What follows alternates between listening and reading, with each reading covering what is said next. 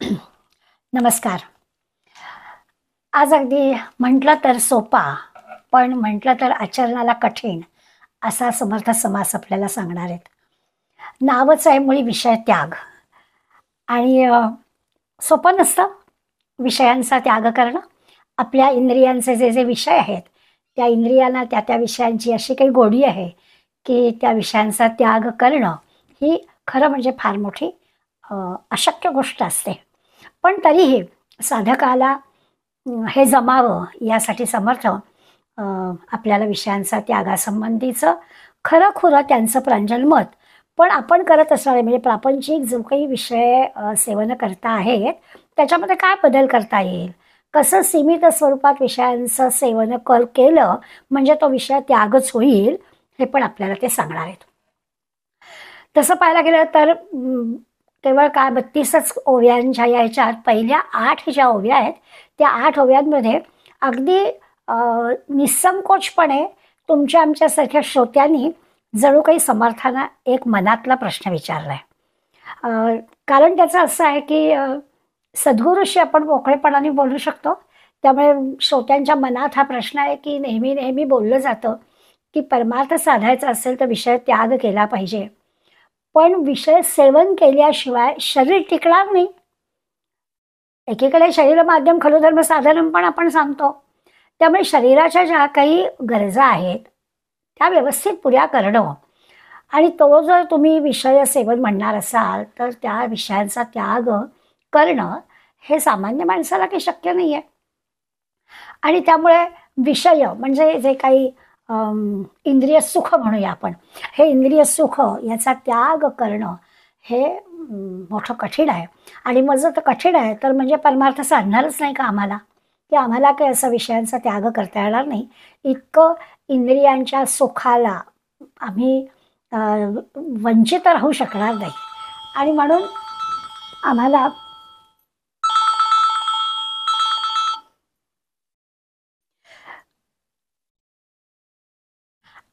आम्हाला परमार्थ साधणारच नाही का, असा स्वाभाविकच प्रश्न श्रोत्यांच्या मनात आहे. आता हे जर खरं असेल तर प्रापंचिकाला म्हणजे तुम्हा आम्हाला परमार्थ साधण्यासाठी किंवा संत जर परमार्थ साधू शकतात तर संतांनी पण प्रपंच केलेला आहे की, असं काही नाही की संतांनी प्रपंचच केला नाही. कित्येक संत असे आहेत की त्यांनी तुकारामांनी केला आहे, नाथांनी केला आहे. तुमच्या आमच्यासारखीच प्रापंचिक दुःखसुद्धा त्याला झाले तरी ते संत पदवीला पोचलेत. त्यामुळे श्रोत्यांच्या मनात शंका आहे की असं जर तुम्ही म्हणताय की विषय त्याग केल्याशिवाय परमार्थ साधणार नाही, तर परमार्थ ज्याला साधलेला आहे त्यांनी असा काही विषयांचा त्याग केला आहे किंवा अगदी संसारात पडलेच नाही आहेत असं काही दिसत नाही. आणि म्हणून ही जी काही श्रोत्यांची शंका आहे ती पहिल्या 7 ओव्यांमध्ये अगदी सविस्तर श्रोत्यांनी ती मनापासून शंका व्यक्त केली आहे. म्हणजे त्यांना असं स्पष्टपणे सांगायचं आहे की हे जे सगळं असं आहे ना, ते म्हणणं म्हणजे बोलणं आणि करणं कृती ह्याच्यात वेगळेपणा आहे. जसं बोलताय तसं वागत नाही आहे. तुम्ही जर म्हणताय की परमार्थ करणार याला प्रपंच सुख नाहीच, तर मग नाहीच असं होता कामा. आणि प्रपंच सुख घेतायत आणि परमार्थाच्या पण गप्पा मारतायत, असं दोन्ही दोन्ही कसं होणार?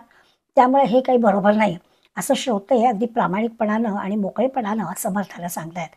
पारमार्थिक जर झालं असेल तर तसं पाहायला गेलं तर खाणं पिणं बसणं उठणं जाणं येणं हे पारमार्थिकाला आणि प्रापंचिकाला दोघांनाही आहे. त्यामुळे तुम्ही असं कसं म्हणता, असं स्वाभाविकच त्यांनी म्हटलंय. आता हा जो विचार करणारा किंवा हा जो प्रश्न विचारणारा साधक आहे ना, तो काही साधा सुद्धा नाही आहे. तो चांगला साधक आहे म्हणजे बद्ध मुमुक्षू. अगदी साधक नाही झाला तरी मोक्षाची इच्छा असणारा असा तरी तो साधक आहे. म्हणजे काही एका प्रगतीच्या मार्गावर असणारा साधक आहे. कुणी अगदीच सामान्य बद्ध असणाऱ्यांनी हा प्रश्न विचारलाय असं काही नाही आहे. मुमुक्ष असणाऱ्यांनी साधकांनी हा प्रश्न विचारलाय. आणि म्हणून त्याला ते देहसुखाबद्दल किंवा विषय सेवनाबद्दल जे काही पारमार्थिक मंडळी किंवा मोठी मंडळी निंदाजनक बोलतात की हे काही बरोबर नाही आहे, तर असं कसं चालेल? सगळे देहाचे व्यापारच थांबून जातील ना, असं नाही चालणार. असा स्वाभाविकच त्यांचा हेतू आहे. आणि आपल्याला असं दिसतं की जो पारमार्थिक आहे आणि जो प्रापंचिक आहे त्याचं जे काही आचरण आहे ते की फार मोठं काही वेगळं आहे अशातला काही भाग नाही आहे. आणि मग अशाला त्यांनी एक शब्द वापरला आहे, हीन विवेक. किंवा विवेकहीन, दोन्ही शब्द म्हणले. एखादा माणूस विवेकहीन आहे म्हणजे तो विवेकाचा वापर करत नाहीये, किंवा एखादा हीन विवेकी आहे म्हणजे तो अगदी सामान्यापेक्षा काही कमी प्रतीचा अविवेकच म्हणजे धारण करतोय, अशा अर्थाने तो शब्द वापरलाय. आणि मग अशा मंडळींचं जगामध्ये हास्य होतं. लोक त्यांना मान देत नाहीत की हा बोलतो पुष्कळ पण प्रत्यक्ष कृती काहीतरी वेगळीच करतोय. बऱ्याचदा काही काही असतात किस्से. त्या जोग म्हणून जे वेदांती होते, तर त्यांना भाकरी आणि लोणी लागायचं. तर एकाने कोणीतरी विचारलं की काय हो, तुम्ही एवढे पारमार्थिक वैराग्य संपन्न आणि तुम्ही असं अमुकच तुम्हाला भाकरी आणि लोणीच लागतं, असं कसं आहे? तेव्हा ते म्हणाले, तुम्हाला काय वाटतं की वैराग्य धारण केलं की काय कडबा खायला पाहिजे का? असं काही नसतं. तर शरीर म्हणून जे काही आहे त्या शरीर धर्मासाठीच्या गोष्टी असतातच, परंतु त्याच्या किती मागे लागायचं, विवेक कसा ठेवायचा हे ठरवायला हवं. या अर्थी श्रोत्यांच्या या प्रश्नाकडे आपण नीट बघितलं पाहिजे. आणि मग या श्रोत्यांच्या प्रश्नाला समर्थ उत्तर देणारच आहेत. आणि उत्तर असं देणार आहेत, मार्मिक देणार आहेत, यथार्थ देणार आहेत, तर्काला धरून देणार आहेत, स्पष्ट देणार आहेत. मग क्षणभर आपल्याला वाटेल की अरे हो, म्हणजे समर्थाने असं सांगून टाकलेलं आहे. आपण त्या ओवीकडे येणार आहोत. वैराग्य करावा त्याग तरीच परमार्थ योग. हो, सगळ्या देहसुखाचा त्याग केला पाहिजे तरीच परमार्थ, तरच परमार्थ योग आहे. प्रपंच त्यागे सर्व सांग परमार्थ घडे. हो, प्रपंच त्याग केला पाहिजे तरच परमार्थ घडतो असं सांगितलं आहे.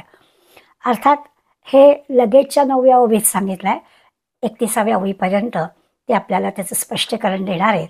काय प्रकारचं हवं, कशाला विवेक म्हणायचं, कशाला प्रपंचाचा म्हणजे ज्याला आपण तुलनेने साधन म्हणतो ते कसं साधलं पाहिजे, पारमार्थिक पण राहणाऱ्यांनी प्रपंच कसा केला पाहिजे आणि प्रापंचिक माणसांनी परमार्थ कसा केला पाहिजे, हे सगळं सविस्तर आपल्याला समर्थ सांगणार आहे. तर हे खरं आहे की विषय त्यागापासून किंवा वैराग्य वाचून परमार्थ साधणार नाही. आणि अनेक ऋषींनी, मुनींनी, संतांनी असं दाखवून दिलेलं आहे त्यांच्या त्यांच्या चरित्रातून. खरं आहे. त्यामुळे विषय त्याग म्हणजे काय हे आपल्याला समजून घ्यायला हवं. प्रापंचिक असो किंवा पारमार्थिक असो, आत्ता मी म्हटलं तसं की शरीराच्या दृष्टीने ज्या आवश्यक गोष्टी आहेत त्या सगळ्या दोघांनाही आहेत. दुपारी 12ची वेळ सगळ्यांनाच आहे. मग नेमका फरक कुठे आहे? तर फरक असा आहे की प्रापंचिक माणूस प्रपंचासाठी जगतो. प्रपंच हे त्याच्या दृष्टीने महत्त्वाचं असतं. आपल्याला ना क्षणभर असं सगळी जेव्हा आपण तुलना ऐकू तेव्हा आपण कुठल्या कॅटेगरीत आहोत म्हणताना आपल्याला असं वाटेल की आपण प्रपंच पण करतोय आणि परमार्थ करतोय, तर आपण परमार्थाच्या बाजूला आपलं नाव लिहू सुद्धा कदाचित. पण मग जर बारकाईने विचार करत असं लक्षात येईल की किती वेळ देतो आपण परमार्थाला. सकाळी उठल्यापासून परत दुसऱ्या दिवशी सकाळी उठेपर्यंतच्या 24 तासांचा हिशोब जर आपण लावला तर आपण प्रपंचासाठी किती तास घालवतो. मग खाणं पिणं प्रापंचिक कामं काय असतील, देहासाठी देहाला सुखात ठेवण्यासाठी जे काही आपण करतो ते सगळं त्यातच आलं. आणि मग त्या देहाला सुखात ठेवण्यासाठी प्रापंचिक गोष्टींमधून सुख मिळण्यासाठी 8 तास नोकरी असेल, मग ती नोकरी पुरत नाही मग अजून काहीतरी जोडधंदा असेल, जे काही आपण सगळं करतो त्या 24 तासामध्ये त्या सगळ्याचा विचार करता आणि ते नीटपणाने पार पडण्यासाठी लागणाऱ्या सगळ्या गोष्टी. त्याच्यामध्ये आता अगदी षड्रिपूंची यादी पण येते की एखाद्याला मिळतं आणि मला मिळत नाही तर मनात येणारा द्वेष, मत्सर, ते मिळावं म्हणून करत असणारी खटपट, अशा सगळ्या गोष्टी ह्या प्रापंचिकाच्या बाजूला येतात. आणि मग हा पारमार्थिक जरी त्याला देह आहे आणि त्या देहाच्या आवश्यक गोष्टी तो करत असला तरी तो देह साधनेसाठी आपल्याला उपयोगी पडावा यासाठी जे काही आवश्यक आहे तेवढंच तो करतोय. म्हणजे तोही करतोय, तो झोपतो, तो खातो पितो, त्याच्या देहाच्या ज्या सगळ्या गोष्टी आहेत तो करतो. पण हे सगळं करण्यामध्ये विचारांची जी पवित्रता आहे ती तो नीटपणानं पाळतो. म्हणजे आपण असं एका शब्दात म्हणायचं झालं तर असं म्हणू की प्रापंचिक जो आहे त्याला असंच लागतं असं त्याचं असतं, आणि पारमार्थिक जो आहे जे जसं आहे तसं त्याला आनंद देतं. म्हणजे तो जसं आहे तसं स्वीकारतो असं नाही, ते छानच आनंदाने स्वीकारतो. आणि इकडे मात्र मला जसं हवं आहे तसंच लागतं. असे 2 मोठे फरक प्रापंचिकातले आणि पारमार्थिकातले आपण बघितले, तर बाकी सगळं देह आहे म्हणून जे काही करायला हवं ते केलं जातं. ही जी आचाराची म्हणजे वागणुकीची किंवा विचारांची सुद्धा पारमार्थिक जो आहे त्याची विचारांची पवित्रता असते. आणि आता मी म्हटलं की जो प्रापंचिक आहे त्या प्रापंचिकाला प्रपंचातल्या गोष्टी करताना जे काही करावं लागतं त्याच्यामध्ये इतकं पावित्र्य राहतच असं नाही. अनंत गोष्टींची उदाहरणं आपल्याला यासाठी देता येतात की आपण मग बऱ्याचदा मौन पत्करतो की मला उगाच त्यात अडकायचं नाही. मला दिसत आहे की अमुक एक व्यक्ती चुकीचं वागतेय, पण नाही मी बोलले.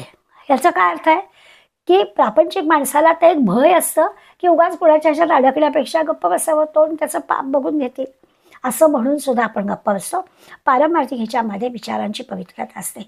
इतकी मैत्री असते, इतकं हे असतं की तो सहजपणानं एखाद्याची चूक सांगतो आणि त्याच्यावरती काही बालंट येत पण नाही. अशा दोन्ही बाजूच्या गोष्टी आपण नित्याने पाहतो.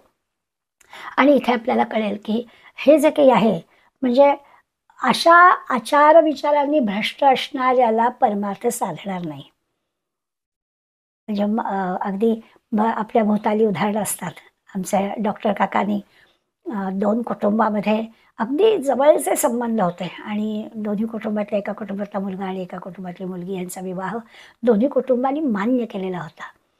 परंतु पारमार्थिक क्षेत्रामध्ये ज्यांचं नाव आहे की त्यांना काही मिळवायचं नाही आहे, त्यांना भविष्याची चाहूल लागली म्हणा किंवा काय माहीत नाही, त्यांनी दोन्ही कुटुंबांना शांतपणानं सांगितलं की हे तुम्ही करू नका आणि दोन्ही कुटुंबांनी ते ऐकलं. खरं म्हणजे अन्य कुणाला समजा जाणवलं असलं तरी हिंमत नसती झाली. त्यामुळे पारमार्थिक क्षेत्रामध्ये ज्याचं आचार म्हणजे किंवा विचार आचार हे पवित्र असतात ना, त्याच्या बोलण्याला एक प्रकारचं धैर्य येतं, हिंमत येते, कुणाला ते कटू वाटत नाही असं पण आपल्याला दिसतं. त्यामुळे ही जी अवस्था आहे ना, ही वैराग्याची अवस्था आहे. ती प्रापंचिक माणसाला ती वैराग्याची अवस्था त्याच्या विचारांमुळे त्याच्या आचारांमुळे त्याला प्राप्त होते. त्यांनी सांगितलेली गोष्ट लोकांना ती निस्वार्थीपणाने सांगितलेली असते, त्यामुळे त्याच्यात चुकीच वाटत नाही. प्रापंचिक माणसांनी सांगितलेली गोष्ट असेल तर लगेच 4 वेळा विचार केला जाईल, ह्यानी का बरं असा विचार मांडला, याचा काय बरं हेतू असावा, असा मोठा फरक या 2 ठिकाणी असतो. म्हणून आपल्याला उत्तर बघण्यापूर्वी म्हणजे समर्थ आता उत्तर काय देत आहेत ते बघण्यापूर्वी या दोन्ही गोष्टींचा विचार करायचा आहे. खरं आहे की आता तसं देहसुख भोगायला हरकत नाहीच आहे. माफक प्रमाणात माफक विषय भोगणं हा एक प्रापंचिकाचा हे आहेच. म्हणजे त्यांनी माफक प्रमाणात भोगायला हरकत नाही, हे त्याचं वैराग्यच आहे असं म्हणायला हरकत नाही. पारमार्थिकाला सुद्धा हे सगळं बाहेरचं जग आहे, त्यामुळे तिथेच त्याला आत्ता म्हटलं तसं सगळ्या गोष्टी ह्याच लोकांबरोबर राहायचं आहे तर हे करायला लागतात. पण तरी देखील असं असलं तरी देखील वैराग्य हे त्याचं भाग्य आहे. आणि आता जे आपण पाहणार आहोत की समर्थ आपल्याला सांगणार आहेत की नाही, वैराग्य करावा त्याग, तरीच परमार्थ योग. अगदी प्रपंच सुखाचा किंवा या सगळ्या देहसुखाचा त्याग करावा तरच वैराग्य प्राप्त होतं, तरच परमार्थ होतो. आणि किंवा पारमार्थिक ज्याला व्हायचं आहे, ज्याला वैराग्य धारण करायचं आहे, त्यांनी शरीर सुखाला बाजूला ठेवलं पाहिजे, विषय सुखाला बाजूला ठेवलं पाहिजे, प्रपंचाला बाजूला ठेवलं पाहिजे, असं लगेचचं उत्तर समर्थ आपल्याला देतात. मागे ज्ञानी होऊन गेले तेही बहुत कष्ट केले, तरी मग विख्यात झाले भूमंडळी. आणि अशा प्रकारे अनेकांनी कष्ट घेतलेत, प्रपंच सुखापासून देहसुखापासून स्वतःला बाजूला ठेवलाय, वैराग्य धारण केलाय आणि तेव्हाच ते जगी विख्यात झालेत, असं पण समर्थांनी उत्तराची सुरुवात करताना आपल्याला सांगितलंय. आणि क्षणभर आपण विचार केला तर आपल्या लक्षात येईल राष्ट्रीय स्वयंसेवक संघाला 100 वर्ष झाली. गेल्या 100 वर्षामध्ये जेवढे म्हणून प्रचारक झाले ते सगळेजण प्रचारक असताना प्रपंचापासून दूरच राहिले, किंबहुना प्रपंचापासून दूर राहूनच प्रचारक होता येतं. आणि आजपर्यंत हे सगळं असंच असं चालू आहे. म्हणजे प्रपंच सुख हे ज्याला काही विशेष काम करायचं आहे त्याला त्या प्रपंच सुखापासून बाजूला राहायला पाहिजे. ऋषी मुनी संत या सगळ्यांनी ते करून दाखवलेलं आहे. अगदी आत्ता आपण योगी आणि मोदी या दोघांबद्दलचं म्हणतोच आहोत. तर यांचा जर आपण सगळ्यांचा विचार केला तर आपल्या लक्षात येतं की हो, प्रपंच सुख म्हटलं किंवा देहसुख म्हटलं तर ते वैराग्याच्या परमार्थाच्या आड येतं. म्हणून ज्याला परमार्थामध्ये, वैराग्यामध्ये, काही विशेष कार्यामध्ये उंची गाठायची आहे त्यांना हे दूर ठेवायलाच हवं. हा खरा प्रथमदर्शनी असणारा श्रोत्यांच्या प्रश्नाचा उत्तराचा भाग. आणखीन एका छोट्याशा मुद्द्याकडे आपण जाणार आहोत आणि मग उर्वरित ओव्यांमध्ये समर्थ आपल्याला थोडीसं माइंड कसं करतात ही व्याख्या ते आपल्याला बघायचं आहे. दुसरी एक गोष्ट अशी आहे की बऱ्याचदा असं होतं की सामान्य प्रापंचिक अगदी बद्धच म्हणूया अशा माणसामध्ये जीवनामध्ये अशी काहीतरी एखादी गोष्ट घडते बरं का, आणि त्या गोष्टींमुळे कशामुळे घडतं, नेमकं काय होतं असं कोणी विचारलं तर सांगता येत नाही. पण अशी काहीतरी घटना घडते आणि त्यांनी त्याचा मार्ग बदलतो. कोणीतरी म्हणजे मिलिंद पोद्दार भेटतो आणि मग एकदम सुरू होतो दासबोध वर्ग, आणि तो दासबोध वर्ग सुरू झाल्यावर सगळेच योगामध्ये जाणारी मंडळी सगळेच साथ देतात आणि म्हणता म्हणता बारमदेवी सासू 120 वेळा आपण एकत्र भेटलो सुद्धा. आता असं जेव्हा काही घडतं ना तेव्हा सुद्धा ईश्वरी योजना असते. पारमार्थिक होणं म्हणजे काही असं नाही की आता प्रपंच होती आता पारमार्थिक झालो, की आम्ही आता निवृत्त झाले ना की मग निवृत्त झाल्यावर प्रपंच सगळा सुटणार नाही आहे आणि पूर्णपणे पारमार्थिक होता येणार नाही आहे. तर हे सगळं दोन्ही याच्यावरती तोल सांभाळूनच आपल्याला करावं लागतं आणि हे करण्यासाठी काही एखादं निमित्त घडावं पण लागतं. आणि असं घडतं, आपल्याला कोणीतरी भेटतं, ईश्वरी योजना असते ती, आणि मग ती गोडी आपल्याला लागायला लागते. आपण थोडंसं आपल्या आपल्यापुरतं जरी मागे वळून बघितलं ना तर कळतं की अरे हे आपल्याला ही गोडी का लागली, हे असं का वाटलं वाचावंसं. तर आपल्या प्रत्येकाजवळ त्याचं काहीतरी उत्तर असतं. ही एक प्रकारची ईश्वरी शक्ती आहे. ती ईश्वरी शक्ती कोणाच्या ना कोणाच्या रूपानं ती आपल्यामध्ये येते आणि त्याप्रमाणे आपण जे काही आहोत साधारणपणानं सगळीजणं मेजॉरिटीनी रजोगुणी असतात, त्यामुळे देहसुख आवडतं, प्रापंचिक असणं आवडतं ह्या सगळ्यामध्ये. आणि मग त्याला जे काही पारमार्थिक वळण लागायचं असतं ते वळण लावण्यासाठी अशी एखादी शक्ती आपल्या कामी येते आणि मग आपण त्या बद्धाचे मुमुक्ष होतो म्हणूया किंवा थोडीशी पारमार्थिक प्रगती साधते असं म्हणूया. आपल्याला प्रवचनं, कीर्तनं, संत साहित्य याची आवड निर्माण होते, ती आवड लागते, ऐकावंसं वाटतं निरूपण, आणि मग ते ऐकता ऐकता हळूहळू आपल्याला त्याच्यात काहीतरी विशेष आनंद आहे, समाधान आहे असं वाटायला लागतं. सारखं सारखं विषय त्या विषयसेवन देहसुख असं म्हटलं की ते अडथळे आहेत असं सुरुवातीला जे फार जाणवतं ते हळूहळू आपलं कमी होतं. आणि ही जी काय आपला बदल होतो, ही जी काय आपल्याला गोडी लागते त्या गोडीचा म्हणजे त्या ईश्वरी शक्तीचा सुद्धा विचार या पारमार्थिक जे काही साधन आपण करणार होणार आहे त्याच्यामध्ये पण त्याचा विशेष उल्लेख करायचा आहे. आता आपण अशायला आलो की श्रोत्यांनी विचारलेला प्रश्न तर आपल्याला नीटपणाने कळलाच आहे आणि त्याच्यामध्ये आपले जे काही विचार आहेत तेही आपल्या लक्षात आलेले आहे. आता प्रश्न असा आहे की समर्थांनी 9व्या आणि 10व्या म्हणजे पहिल्या 8 ओव्यांमध्ये श्रोत्यांची सविस्तर शंका आहे आणि 9व्या आणि 10व्या ओवीमध्ये समर्थांनी स्पष्ट सांगून टाकलं की जे कोणी अशा प्रकारचे पारमार्थिक कष्ट घेतात, वैराग्यशील होतात त्यांनाच स्वाभाविकच अशा प्रकारचं स्थान प्राप्त होतं. त्यामुळे बरोबरच आहे, परमार्थ करायचा असेल तर प्रपंच सुखापासून बाजूला राहायलाच पाहिजे. आणि मग त्याचं कारण पण सांगितलं की प्रपंच करणाऱ्यांना कसं अडकावं लागतं, मग तेच त्या सुखात कसे अडकतात. हवं असो नको असो काही असलं तरी पोटासाठी हे सगळं करायचं असतं आणि त्यामुळे हे वैराग्याचे परमार्थाच्या अनुभवापेक्षा तिकडे जास्त गोडी वाटते. आणि भरीला जर आचार विचार शुद्ध नसतील तर मग आणखीनच निदान परमार्थाच्या क्षेत्रामध्ये जाणाऱ्या माणसाचे विचार शुद्ध असतील, त्याचं आचरण चांगलं असेल तर ठीक आहे.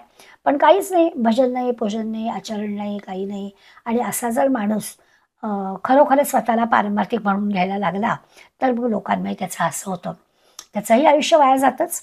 त्यामुळे अशा माणसांबद्दल आपण सोडून देऊया.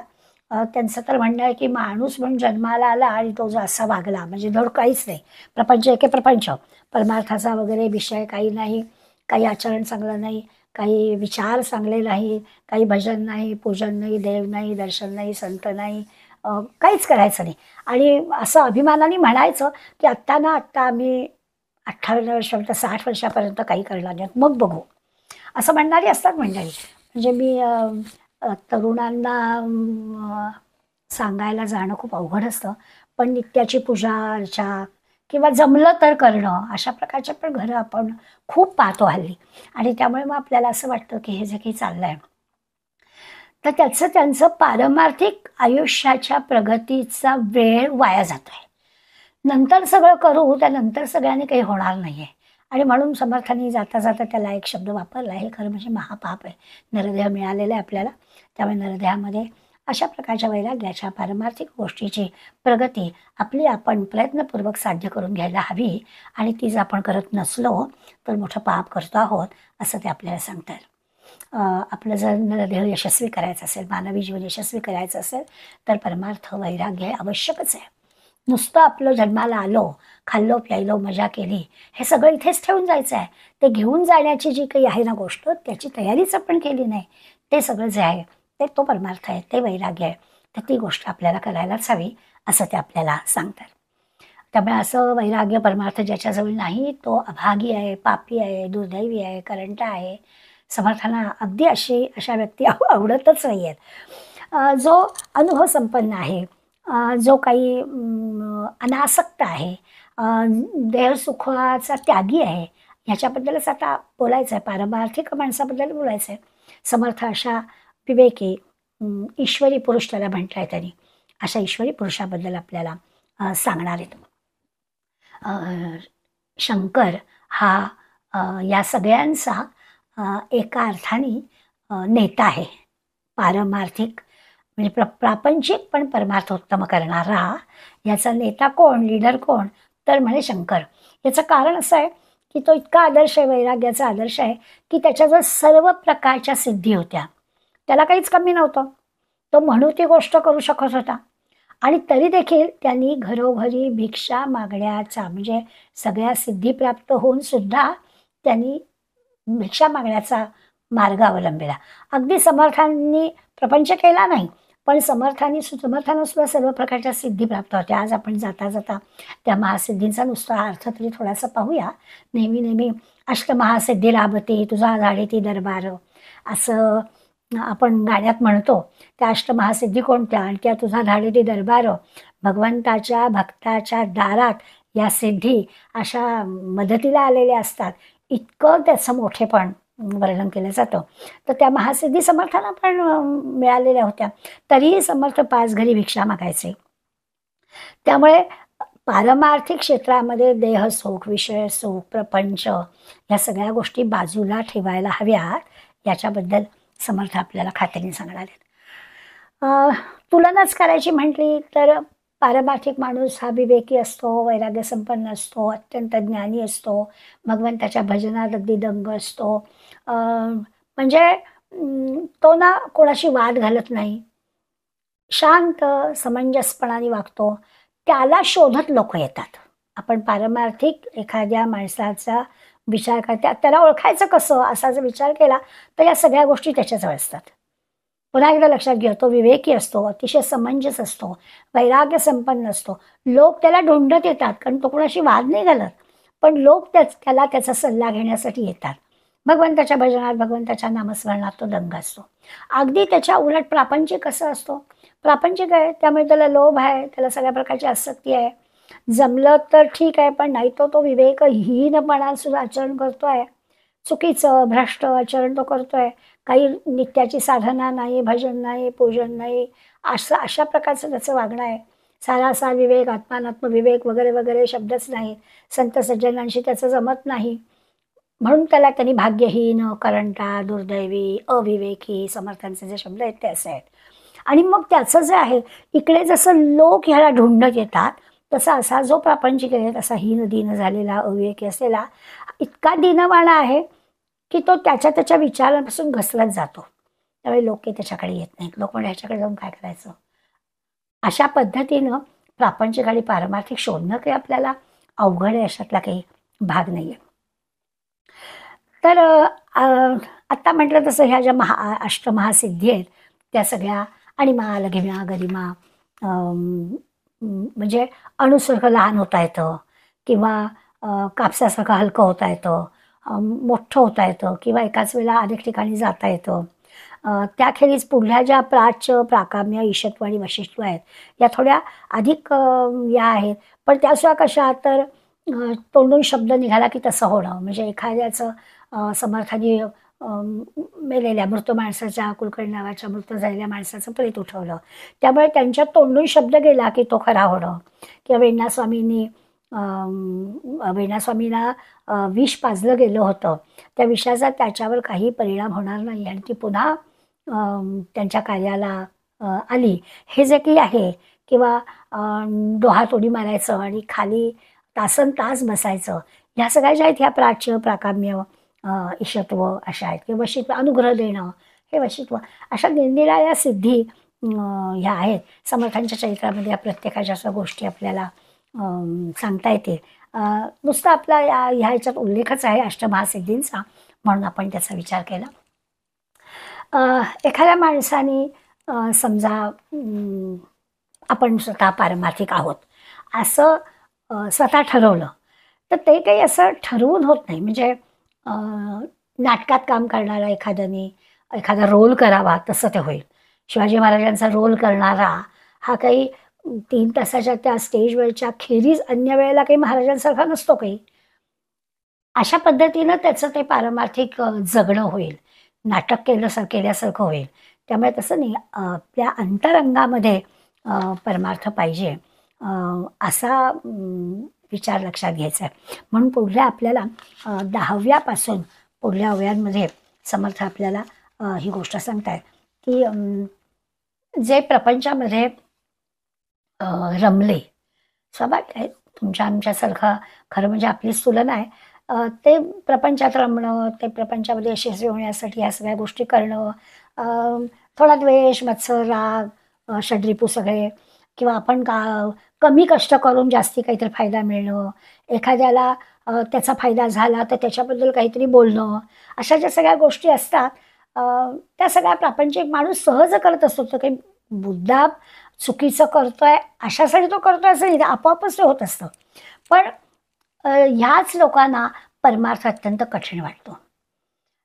ते म्हणतात परमार्थ हा ह्याच्यापासून जरा लांब असते की आम्हाला कळत नाही. तुमचा अध्यात्म परमार्थ हा की आम्हाला कळत नाही. याचं कारण असं असतं की या परमार्थामध्ये ज्या काही आचरणाच्या, विवेकाच्या गोष्टी सांगितलेल्या आहेत, भगवंताच्या कृपेच्या ज्या गोष्टी सांगितल्या आहेत, त्याच्यासाठी जे आपल्याला नित्य नियम पाळावे लागतात, त्याच्यापासून हा कोसो दूर असतो. म्हणून त्याला ते समजत नाही. नुसता काही परमार्थिकपणाचा, सज्जनपणाचा आव आणून पुरत नाही, असा दांभिकपणा तिथे चालत नाही. खरं तर वेळ वाया जातो या सगळ्यामध्ये. जर का खरा एखाद्याला पश्चात्ताप झाला तर तो योग्य वेळेला या सगळ्यातून बाहेर पडेल आणि खऱ्या अर्थाने परमार्थाकडे लागेल सुद्धा.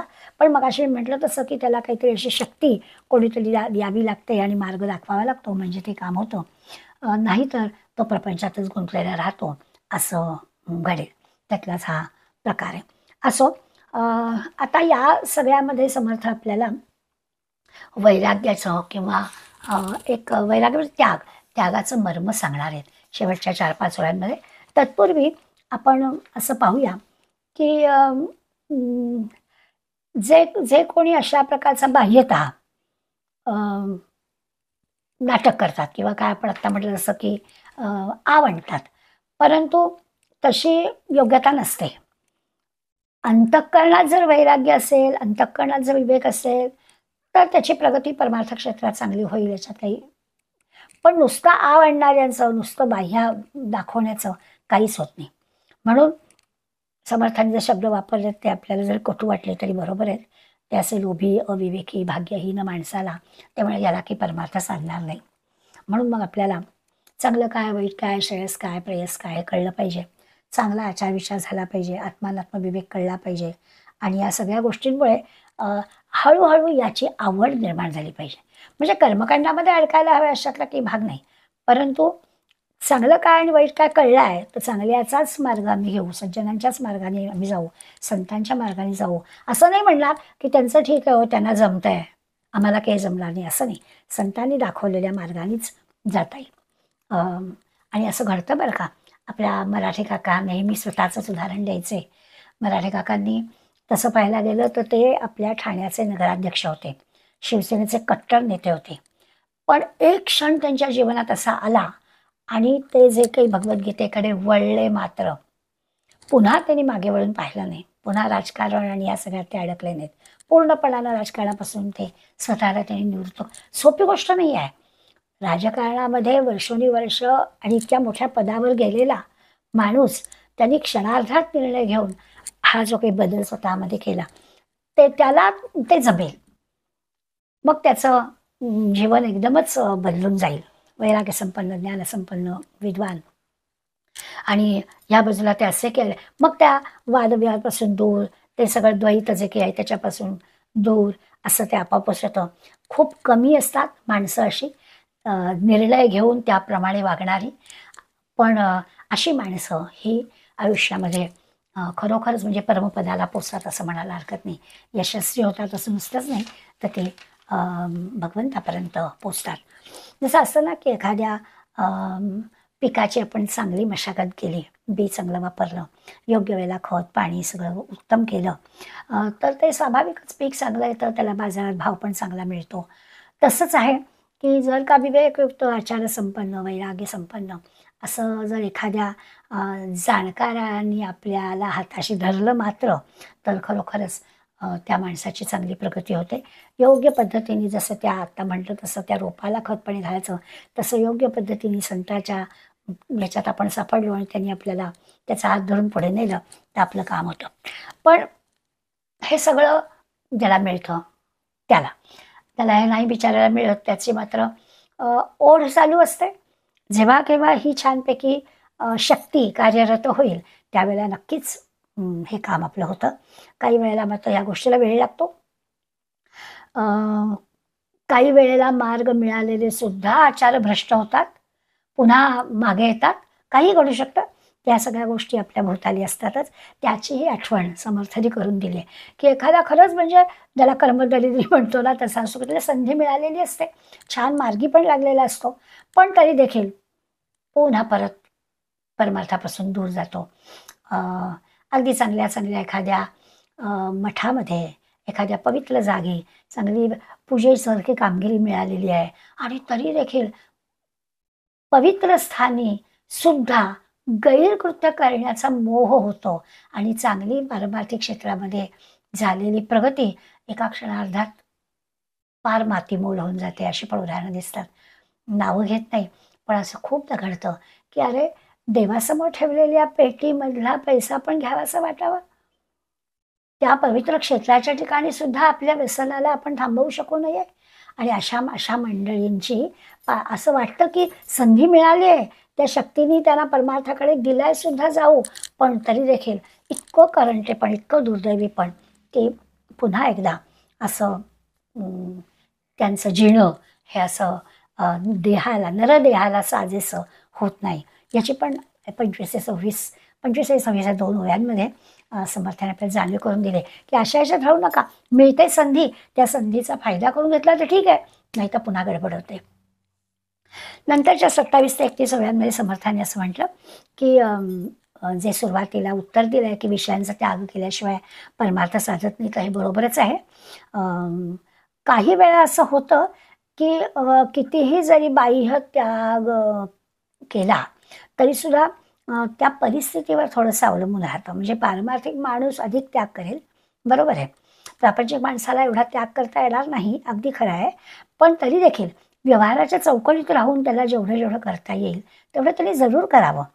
आणि त्या प्रापंचिक माणसाने त्याच्या चौकटीपुरता केलेला जो त्याग आहे तो चांगलाच आहे, त्याला त्यागच म्हणायचं आहे. पारमार्थिक माणसा इतकं जमलं नाही म्हणून याचं कमी लेखण्याचं काहीच कारण नाही आहे.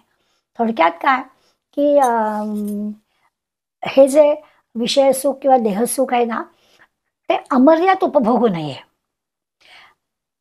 मर्यादित स्वरूपामध्ये विषयांचा आस्वाद घेणं हे विषय त्याग करण्यासारखंच आहे.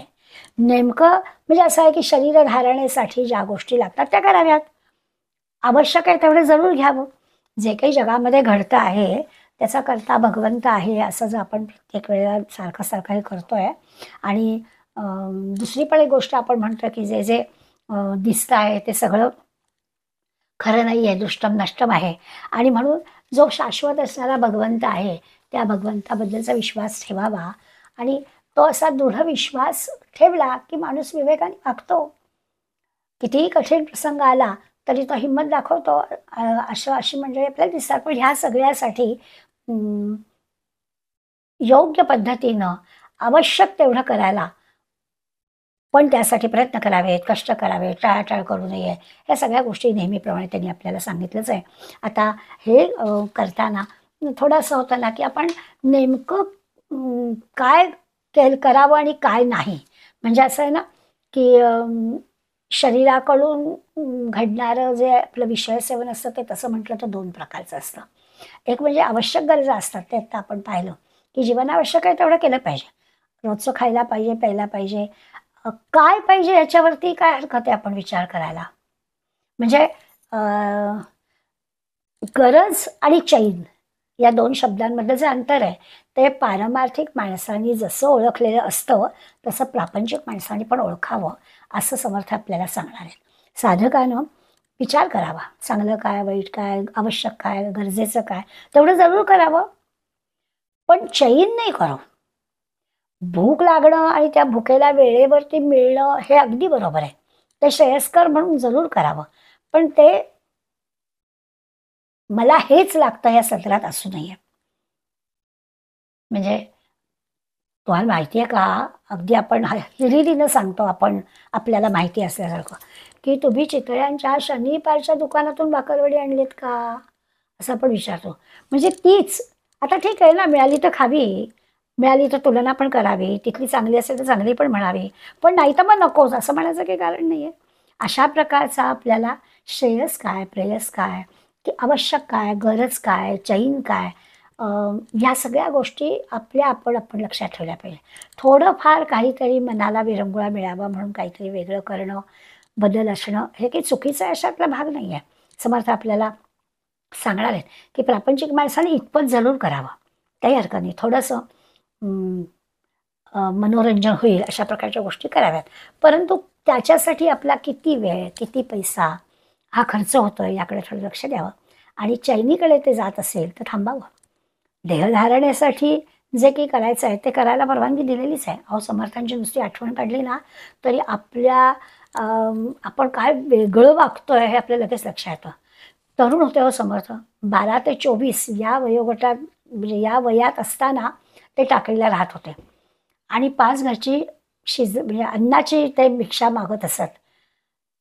आणि असं जे काही ज्या घरामध्ये शिजवलेलं असेल ते सगळं एकाच कापडाच्या झोळीमध्ये घ्यायचे हो. असं काही भांडण नव्हतं का, त्याला कप्पे नव्हते का, त्याला डबे नव्हते वेगळे वेगळे, की भाजी एकात, आमटी एकात, भात एकात, पोळ्या एकात, असं काहीच नव्हतं.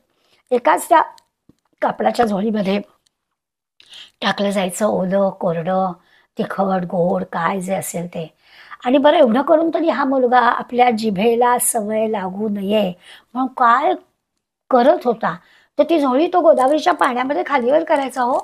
आणि तो जो काही लगदा, तो जो काही गोळा तयार व्हायचा त्याचे 3 भाग करायचा. एक जलचराला घालायचा, एक गोमातेला द्यायचा आणि एक आपण खायचा. हे नुसतं वाचलं आणि ऐकलं तरी आपल्या अंगावर काटा येतो की अरे, जिभेला सवय लागता, शरीर धर्म म्हणून अन्न खायचंच आहे, परंतु त्याची जिभेला चटक लागता कामा नाही. हा विचार गरज आणि चैन टोकाचा विचार आहे. सगळ्या प्रापंचिकांना अशा प्रकारच्या पारमार्थिक ह्याच्यात जाणं अवघड आहे, पण निदान त्याचं स्मरण करून हीच गोष्ट हवी आणि अशीच मला लागते असं तर असू नये. उदरभरण हे जाणीजे यज्ञ कर्म असं म्हणतो. किंवा माऊली म्हणतात, इंद्रिया ते चुकविजे, इंद्रिया नेणता भोगीजे. ते आपण लक्षात घेतलं पाहिजे की इंद्रियांना आवश्यक आहे तेवढं जरूर आहे, त्याचे भोग जो तो काही मागत असेल तर तिथे अडवावं. निषिद्ध असणाऱ्या विषयांचा त्यागच करायला हवा. जे चुकीचं आहे ते टाळायलाच पाहिजे. आपण लक्षात घेतलं पाहिजे प्रत्येक गोष्टीचं कार्य कारण काय आहे याचा विचार करून जे काही चांगलं आहे, जे काही शुद्ध आहे अशाच विषयांचं सेवन आपण केलं पाहिजे.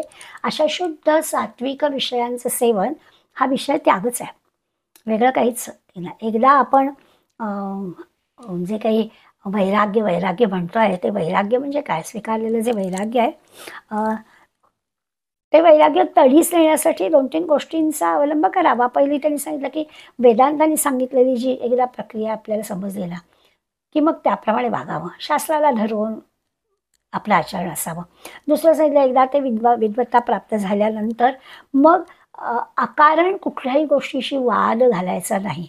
ही सुद्धा फार मोठी पारमार्थिक क्षेत्रामध्ये प्रगत असण्याची गोष्ट आहे, की वाद नाही घालायचा. आपल्याला जे योग्य वाटतं आहे ते सांगायचं, पटलं तर ठीक आहे, नाहीतर. आणि दुसरं असं आहे, की वादाला म्हणजे असं आहे, की मौन घेणाऱ्या माणसाला त्याचं पटवून देता येत नाही आहे असं मानायचं काही कारण नाही आहे.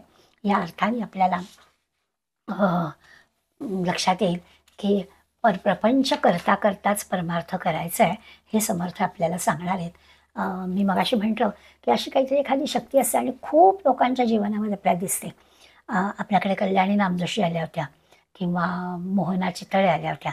त्यांचा परिचय जेव्हा करून दिला गेला ना, तेव्हा असं लक्षात आलं, की जवळजवळ वयाच्या 25-30व्या वर्षापर्यंत सर्वसाधारण सामान्य एखादी मुलगी, तिचं शिक्षण, विज्ञान शाखेतलं शिक्षण, मग सासरी येणं, असं सामान्य मुलीसारखंच होतं.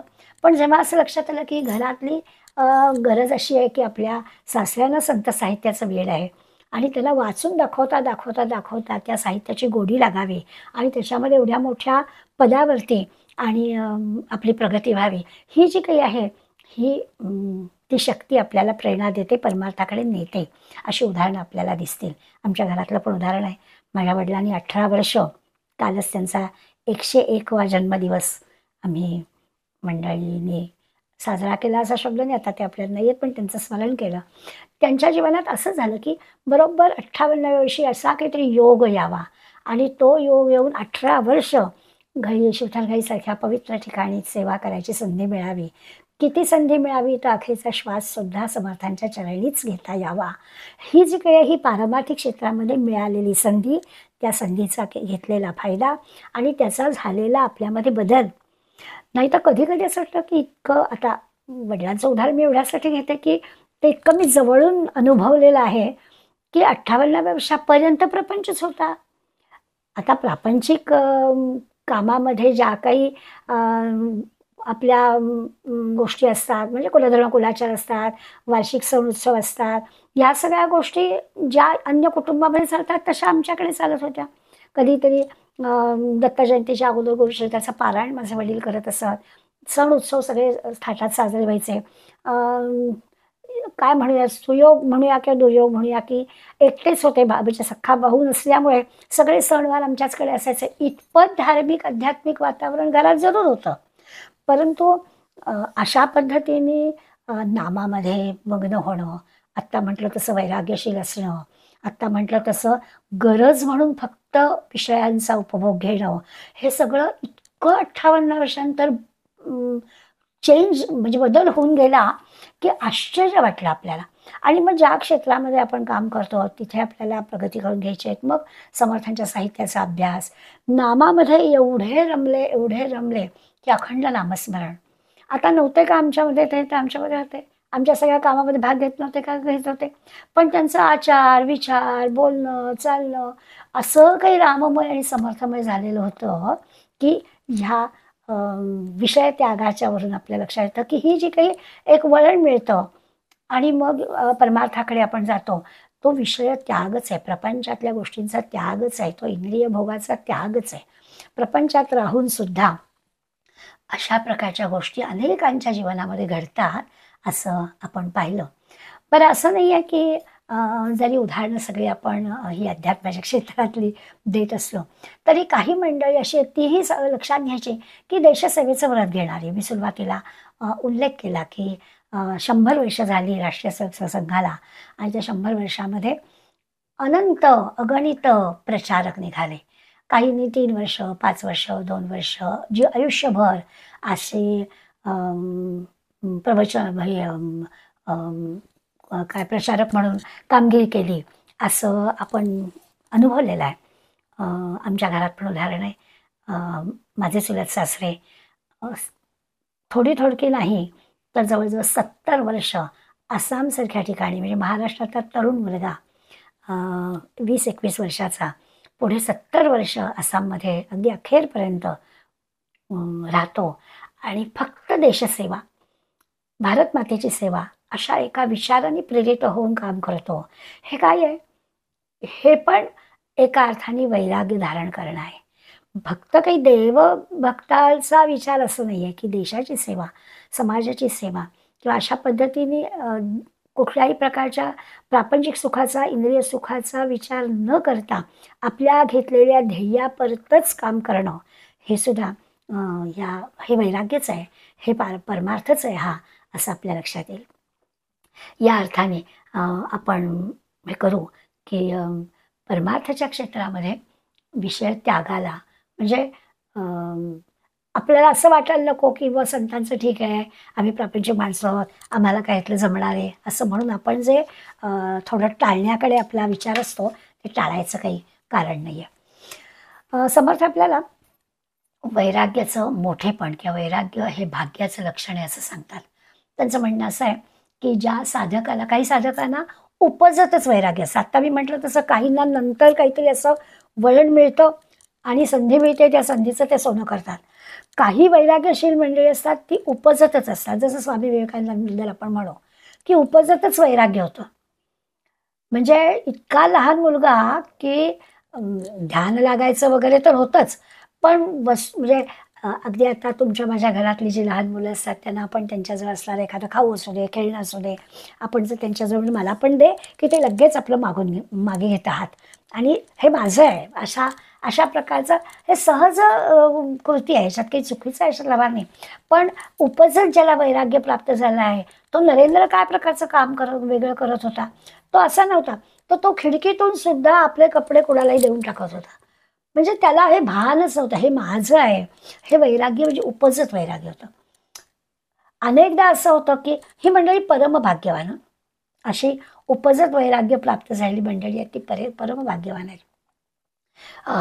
त्यांच्या मनामध्ये कुठल्याच प्रकारचा स्वार्थ नाही, अहंकार नाही, द्वेष नाही. त्यांचा वैराग्य हा स्वभावच आहे. म्हणून आपण त्यांचा पण आठवण केली. त्यांच्या ह्याच्यामध्ये स्वामी विवेकानंदांच्या चरित्रात तर अनंत उदाहरणं आपल्याला मिळतील की ते उपजत वैराग्य त्यांच्याजवळ होतं. काय काय प्रकारांनी लोकांनी त्यांना जाळ्यात ओढण्याचा प्रयत्न केला, परंतु उपजत वैराग्य असणारा तो कधीच कुठेच अडकला नाही. असं हे जे आहे अशा प्रकारचं संग नाही आहे, विषय संग नाही आहे, म्हणूनच त्यांच्याकडून अशा प्रकारचं मोठं काम झालं असं लक्षात येईल. थोडं असं आहे की विषय सेवन करण्यापेक्षा विषय चिंतन हे आणखीन तापदायक असतं. म्हणजे एखादी कृती करून गेली आहे आणि मग तो विषय संपला आहे, पण त्याच्याविषयी त्याचा सारखा विचारच करत राहिलो. नेहमी एक प्रसंग सांगतात की 2 चांगले सत्शिष्य होते आणि सद्गुरू जे सांगतात ते अगदी ऐकणारे होते आणि नदी पलीकडे त्यांना जायचं होतं. पण लक्षात असं आलं की एक भगिनी मदतीच्या आशेनं हाका मारते आहे आणि त्यांचं लक्ष गेलं. म्हणून मग त्यातला एक जण तिच्या मदतीला धावून गेला. पुरातून पलीकडे जायचं होतं. हाताला धरून त्यांनी, पाण्याचा ओढ एवढी होती तरी पाण्याच्या पलीकडे त्याला नेलं. जरा वाटेमध्ये इतका प्रवाह होता की पाठीवर सुद्धा तिला घेऊन त्याला पाणी नदी हे करून क्रॉस करून यावं लागलं. आणि मग पलीकडल्या तीरावर गेल्यावर ती उतरली, तिने नमस्कार केला आणि तिच्या मार्गाला ती निघून गेली. हे दोघं शिष्य परत चालायला लागले. त्यातला दुसरा जो होता तो म्हणाला की आज तू खूप मोठं पाप केलं आहेस. आपल्या गुरूंनी सांगितलं आहे की आपण परस्त्रीला स्पर्श पण करायचा नाही आणि तू फार मोठं पाप केलं आहेस आणि मग तू आता साधनेमध्ये परत खूप वर्ष मागे आलास. आता पुन्हा तुला सगळी साधना करावी लागेल. तेव्हा तो म्हणाला की मी त्या भगिनीला पाठीवर उतरवलं आणि माझा विषय संपला, तू अजून तुला घेऊन बसलेला आहेस. असं आहे की ते विषय सेवन एक वेळ परवडलं, पण विषयाचं चिंतन करणं हे फार मोठं नुकसान करणार आहे. त्यामुळे जाता जाता समर्थांनी विषय त्याग या विषयामध्ये आपल्याला एकीकडे वैराग्याचं महत्त्व सांगतायत, वैराग्य भाग्याचं लक्षण आहे असं पण सांगतायत, पण जाता जाता त्यांनी आपल्याला हे पण सांगितलं, ते म्हणतायत की अतिरेक कुठल्याही भोगाचा अतिरेक होऊ नये, पण असं त्या मदतच करायची नाही, म्हणजे दमन ज्याला म्हणतो ती सद्गुरूंनी सांगितलेली गोष्ट अगदी नियमाने पाळायचीच आहे. याच्यासाठी चालला एखाद्याचा प्राण आणि त्याला मदत पण करायची नाही असं पण करून कसं चालेल. त्यामुळे हे जे काही समतोल राखणं आहे ते समतोल आपल्याला या विषय त्यागामध्ये समर्थाने राखायला सांगितलं आहे. परमार्थाच्या साधकानं विषय त्याग करणं गरजेचंच आहे. परमार्थ साध्य करण्यासाठी अनेकांनी अपार कष्ट सोसलेले आहेत. त्यामुळे असं नाही होणार, इतकं काही सोपी नाही आहे ही गोष्ट की आपल्याला मनात आलं आणि आपण पारमार्थिक झालो. खूप काही नियमांचं पालन करायला पाहिजे. आपल्या सगळ्या ज्या काही वेळा बऱ्याच अनावश्यक असणाऱ्या गोष्टी आपण करतो त्या केल्या पाहिजे. एक जाता जाता ज्या महासिद्धींचा मगाशी आपण उल्लेख केला त्यातल्या सगळ्या समर्थ चरित्रातल्या कथा आपल्याला माहिती आहेत. त्यामुळे आता कथांमध्ये फारशी शिरणार नाही आहे, परंतु आपल्याला नुसती आठवण करून देणार आहे. कारण त्या 1924 या ओव्यांमध्ये समर्थांनी शंकराच्या जवळ असणाऱ्या महासिद्धींचा उल्लेख केला आहे. आणि स्वाभाविकच समर्थांना पण त्या सगळ्या महासिद्धी प्राप्त झालेल्या होत्या. तर त्याच्यात आपण म्हणतो की समर्थांनी आईला शब्द दिला होता की तुझ्या अखेरच्या क्षणी मी नक्की येईन. आता हा नारायण सतत फिरणारा, पण त्याला ती बरोबर आईची वेळ कळावी आणि त्या मृत्यूच्या वेळेला तो बरोबर जांभेला यावा आणि आईचं डोकं आपल्या मांडीवर घेऊन आईचा अखेरचा श्वास आईने त्याच्या मांडीवर घेऊन घ्यावा. याच्यासाठी लागणारी जी अणिमा नावाची शक्ती समर्थांजवळ होती की ते अणुसारखं लहान व्हायचे आणि तो विचार त्यांना कळायचा ते कुठल्याही क्षणी जायचे. त्या सतीबाईंच्या बद्दल पण त्यांनी अशा पद्धतीनं एकाच वेळेला अनेक ठिकाणी जेवायला गेले. माझ्याकडे पण समर्थ आज प्रसादाला आले होते, दुसरी बारी माझ्याकडे पण आले होते. याचा अर्थ काय, एकच व्यक्ती अशी 10 गावात कशी काय जाऊ शकेल. तर ही सिद्धी त्यांना प्राप्त झाली होती, त्याचं करायचे. एक जलाल खानाची गोष्ट आपण पूर्वी पाहिलेली आहे.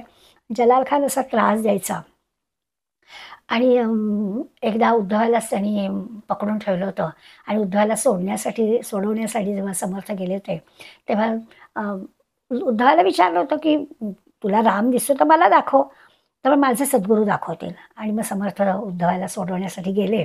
जलाल खानाने त्यांना पण प्रश्न टाकला की तुम्हाला जर रामाचं दर्शन तर मला दाखवा. समर्थ म्हणाले चल.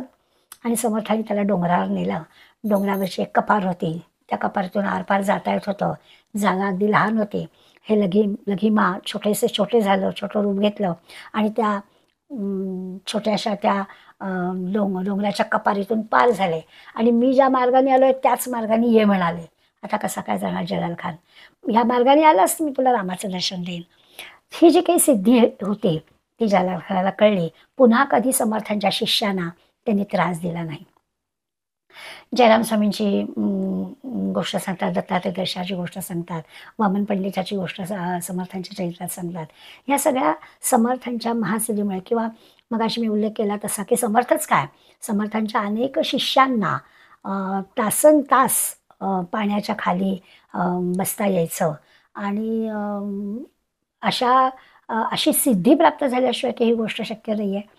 त्यामुळे ते जमतच नाही असं म्हणण्याचं झालंच करायचं का कारण नाही, तर समर्थानं ते प्राप्त होतं. दुसरं त्यांनी एक मगाशी म्हटलं असं ते प्राकाम्य म्हणजे एखादी कामना करावी, एखादी इच्छा करावी आणि ती इच्छा पूर्ण व्हावी. जसं ध्यानाला बसलेले आहेत आणि नुसताच बांगड्यांचा आवाज आला नमस्कार करताना आणि डोळे न उघडताच ध्यानामध्ये सहज तोंडून उद्गार निघाला, अखंड सौभाग्यवती भव. आणि मग ती भगिनी म्हणते की मी सती जायला आलेली आहे आणि तुम्ही मला अखंड सौभाग्यवती भव असा आशीर्वाद कसा काय देता. आणि तेव्हा समर्थ म्हणाले की ज्या अर्थी माझ्या तोंडून भगवंतांनी हा आशीर्वाद दिलेला आहे त्या अर्थी नक्की याच्यामध्ये काहीतरी घडणार आहे. आणि मग त्यांनी पाहिलं तर तिच्या नवरा तो गेलेला नव्हता, त्याची नाडी चालू होती, चांगल्या वैद्याला बोलावण्यात आलं आणि जणू काही प्रेत उठवलं. अशा प्रकारचे प्रसंग समर्थांच्या चरित्रामध्ये आपण वाचतो.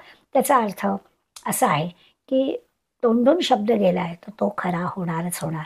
किंवा मगाशी म्हटलं तसं ईशित्व जे काही म्हणजे परमेश्वर सत्यसंकल्प ज्याला म्हणतो ना, की एखादी चांगली गोष्ट करण्यासाठी आपण जर काही संकल्प करणार असलो तर भगवंत आपल्याला मदत करतो. ह्या पारमार्थिक क्षेत्रात काम करणाऱ्या माणसाच्या जीवनामध्ये त्यांनी त्या चांगल्या म्हणजे चांगल्या संकल्पाचा विचार करावा. तो संकल्प पूर्ण करण्याचं काम भगवंताचं असतं. कधी कधी आपल्याला असं वाटतं की खरोखर माझी एक आत्ता मैत्रीण आहे सुरेखा दाते म्हणून, चातुर्मासामध्ये म्हणजे 30-24 120 दिवस रोज एका व्यक्तीची ओळख आपल्या ग्रुपवर करून द्यायची. आणि हे 120 दिवस करणं म्हणजे सत्य संकल्प असला की भगवंत पुरा करतो. किंवा आता आणखीन एका ग्रुपवरती चाललेलं आहे की संघाचा 365 विचार, अगदी एकच विचार, पण तो विचार रोज एक विचार द्यायचा आणि 365 दिवस हे चालू राहायचं.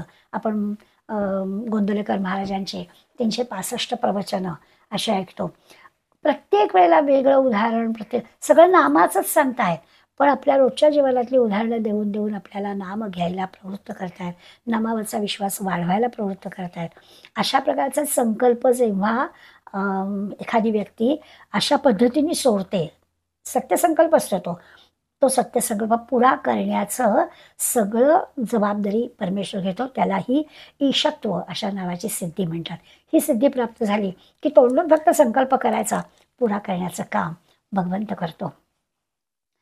आज आम्हाला पण त्याची गरज आहे. आपण पण चांगला सत्यसंकल्प करूया आणि हिंदू राष्ट्र होईल अशा प्रकारचा प्रतिज्ञा करून त्या पद्धतीने ईशत्व म्हणजे भगवंतानी आमचा हा संकल्प पुरा करून द्यावा अशी प्रार्थना आपण करूया. आणि आणखीन एक 8वी सिद्धी वशित्वास आहे, म्हणजे समर्थाचे अनुग्रह द्यायचे. म्हणजे रामकृष्ण परमहंस आणि विवेकानंदांची जोडी किंवा समर्थ आणि कल्याणाची जोडी, अशा ज्या गुरु शिष्यांच्या जोड्या आपल्याला दिसतात, तर ते आपल्या शिष्याला संपूर्णपणानं जे काही म्हणजे त्यांच्या तो कल्याण बिचारा पानं आणायला गेला काय आणि साप चावून तिथे बेशुद्ध पडला काय, परंतु वशित्व म्हणजे आपल्या शिष्याला नेमकं कुठे काय झालंय ते पाहून त्यांनी नागराजाची प्रार्थना केली आहे आणि आपले प्राण, आपल्या शिष्याचे प्राण परत मिळवले. अशा प्रकारच्या ज्या सिद्धींच्या गोष्टी समर्थांच्या चरित्रातल्या माझ्या परिचयाच्यात म्हणून मी आपल्याला सांगितल्या. अशा सिद्धी प्राप्त झालेल्या प्रत्येकाच्या जीवनामध्ये अशा गोष्टी आपल्याला पाहायला मिळतील, असा सगळा विचार करायचा. आणि मग पारमार्थिक होणं ही काही फार मोठी कठीण गोष्ट नाही आहे. प्रपंच करून सुद्धा पारमार्थिक होता येतं. मग विषय त्याग हे जे आपलं समासाचं नाव आहे त्याचा अर्थ एवढाच आहे की विषयांचं योग्य सीमित स्वरूपाचा संग घ्यायला हरकत नाही, गरज म्हणून विषयांचा विचार करायला हरकत नाही, त्यात किती रमायचं तेवढं फक्त आपल्याला विवेकाने ठरवायला हवं, असं समर्थ आपल्याला अखेरच्या याच्यात सांगणार आहेत.